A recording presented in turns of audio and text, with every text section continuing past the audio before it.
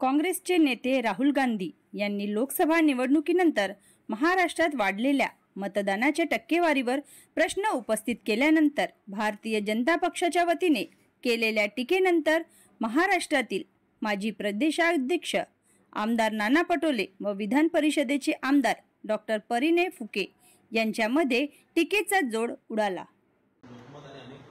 माध्यमांमध्ये माननीय फडणवीस साहेबांनी एकदम त्या पूर्ण जे त्यांनी आरोप केले त्याचं चांगल्या प्रकारे केलेलं आहे।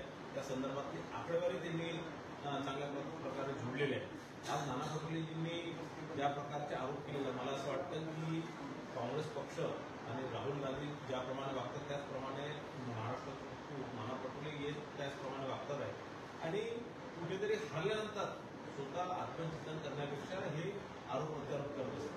निवडणूक झाली जसा निकाल लागला ते ईव्हीएमवर दोष देतो आणि त्यावेळेस आम्ही त्यांना सांगितलं की बाबा कर्नाटकामध्ये तुमचं सरकार आली त्यावेळेस ईव्हीएम चांगली असते, लोकसभेमध्ये तुमचं थोडं जास्त सीटा आल्या निवडून तर त्यावेळेस ईव्हीएम चांगली असते आणि जसं तुम्ही हरले त्यानंतर ईव्हीएमवर इलेक्शन कमिशनवर ते आरोप करणं सुरू करतात। आता त्यांचा आरोप आहे की लोकसभेच्या तुलनेत विधानसभेमध्ये मतदानाचा टक्केवारी वाढला। अनेक कारण होते की लोकसभेमध्ये मतदानाचा टक्केवारी कमी होता, उन्हाळा होता किंवा अनेक कारण होते तिथे कमी होता, पण वाढलं त्यानंतर शासनाने प्रशासनाने आणि लोकांनी कुठेतरी कमी मतदान झाल्यामुळे कसं नुकसान होतं कसं चुकीचे लोक निवडून येतात हे सामान्य नागरिकांनी सामान्य जनतेने बघितलं आणि म्हणून विधानसभेच्या निवडणुकीच्या वेळेस लोकांनी सतर्क होऊन चांगल्या प्रकारे मतदान केलं आणि म्हणून मतदानाची टक्केवारी वाढली। दुसरा त्यांचा आरोप आहे की 6 वाजल्यानंतर मतदान होतं। मतदानाचा वेळ सकाळी 7 वाजल्यापासून संध्याकाळी 6 वाजेपर्यंत 6 वाजेपर्यंत जेही लोक त्या प्रिमायसेसच्या गेटच्या आतमध्ये गेट बंद केलं जातं 6 वाजेपर्यंत इतकी लोक त्या प्रिमायसेसच्या आतमध्ये येतात त्या सगळ्या लोकांना मतदान करण्याचा अधिकार असतो आणि ते यावेळेस नाही या निवडणुकीत नाही मागच्या 50 वर्षात जितक्याही निवडणुका झाल्या त्या ग्रामपंचायतच्या असतात, जिल्हा परिषदेच्या असतात, महानगरपालिकेच्या असतात, विधानसभेच्या असतात किंवा लोकसभेच्या असतात त्या सगळ्या निवडणुकीमध्ये 6 वाजल्याच्या आतमध्ये जे लोक आतमध्ये गेले प्रिमायसेसच्या त्या सगळ्याच लोकांना मतदान करण्याचा मुभा असतो, मतदान करण्याची परवानगी असते आणि तो त्यांचा अधिकार आहे, तो कोणीही रोखू शकत नाही। 6 वाजल्यापासून तर ते 8 वाजेपर्यंत मतदान चालतं आणि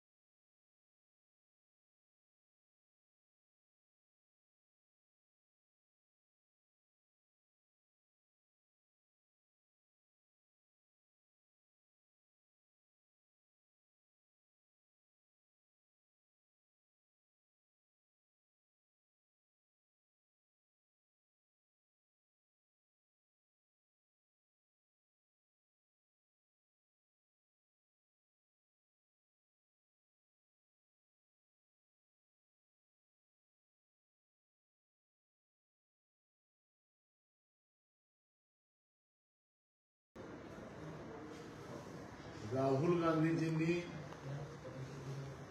जो एक लेख लिहून काही मीडियामध्ये तो प्रसिद्ध झाला आणि त्यांनी म्हणाले की महाराष्ट्राच्या विधानसभेमध्ये मॅच फिक्सिंग झालेलं होतं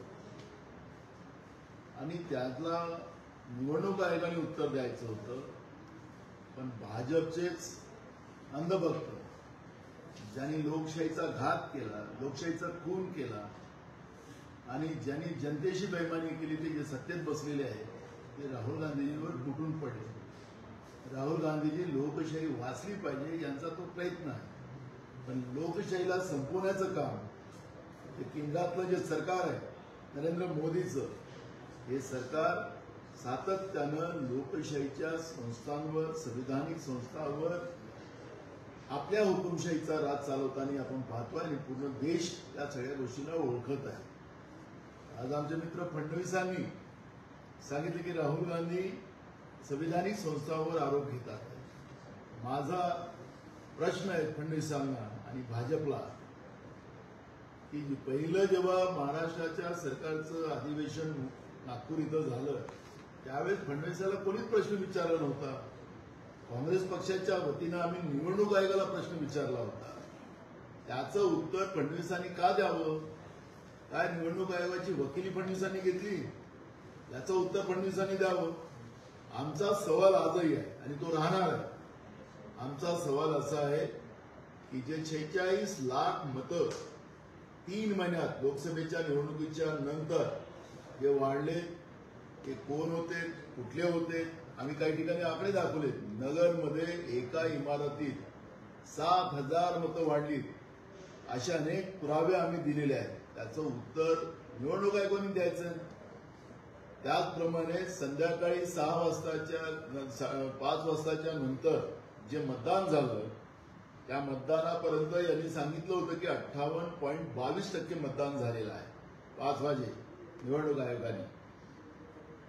त्याच्यानंतर रात्री 11:30 वाजता निवडणूक आयोग आम्हाला सांगतो की 65.2% मतदान झालं. आणि तिथंच निवडणूक आयोग थांबला नाही तर दुसऱ्या दिवशी ते सांगतात की 66.5% मतदान झालेलं आहे. निवडणूक आयोगाने पत्रकाराच्या समोर का आले नाही? पत्रकारांना मीडियाच्या समोर का सांगितलं नाही?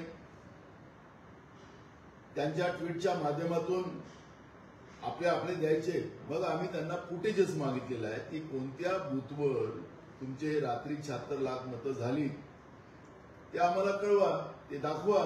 तो आमचा अधिकार आहे लोकशाहीमध्ये. पण निवडणूक आयोगाने आम्हाला फुटेजेस दाखवता येणार नाही अशा पद्धतीचा एक नवीन जावाई शोध काढला आणि त्याच्या माध्यमातून या प्रकरणामध्ये मॅच फिक्सिंग आहे हे त्या ठिकाणी सिद्ध होते.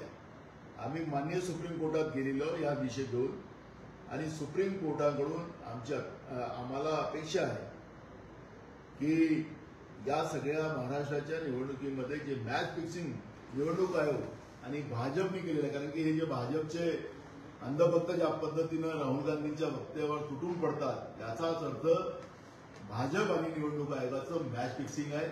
नरेंद्र मोदी आणि अमित शहा यांची कर्तृत्व ही लोकशाहीचा खून करणारी आहे आणि म्हणून आम्ही हे उत्तर विचारूच आणि या प्रश्नाचं उत्तर आम्ही घेऊन राहू आणि माननीय सुप्रीम कोर्टातून आम्हाला न्याय मिळेल या आजही आमची अपेक्षा आहे आणि लोकशाहीला वाचवण्यामध्ये माननीय सुप्रीम कोर्ट आम्हाला सहकार्य करेल अशी अपेक्षा आमची.